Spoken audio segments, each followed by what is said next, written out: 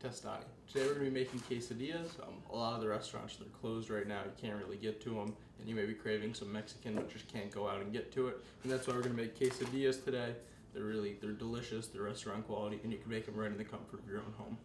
So the only ingredients you really need are just some tortillas, some butter, and some Mexican cheese. It's a very simple recipe, but it's always very tasty. You could also include cold cuts if you'd like to add like another little more flavor to it. Like I know ham always will taste good in it too. So we're going to start by putting the stove on its highest setting so that it's nice and warm and it'll cook quickly. So now that the stove is nice and warm, we're just going to take a little bit of butter and just add it right onto the thing to add some of that nice fried taste to it. I like the butter. It helps the quesadilla not stick to the pan and also just adds a little bit of taste. So you can be a little generous with it, but make sure you don't put too much on there or else it's going to really kind of make the quesadilla taste nasty. You got to find the right balance. It also will burn a little too quickly.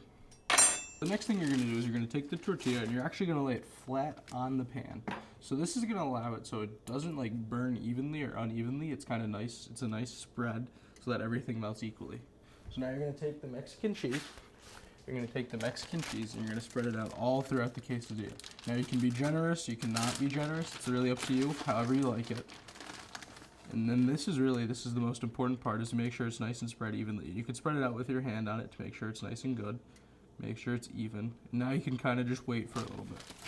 You're going to let this melt however you like it. If you like it crispier, you're going to let it go longer. If you like it softer, you're not going to let it go so long.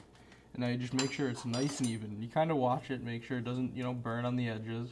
And just keep your eye on it to make sure it melts nice and even. It's really nice, really good thick layer of cheese here. So now we're just going to fold it over. You can use your hand too, and look at that. Look at that. Perfectly crispy tortilla. Perfect quesadilla. Now I like mine real crispy, so I'm just going to flip it over on both sides, press down, make sure it's real good. Look at that cheese come out. That's delicious right there. This is going to be a great quesadilla. And now you can just take it off the pan and enjoy a delicious homemade quesadilla.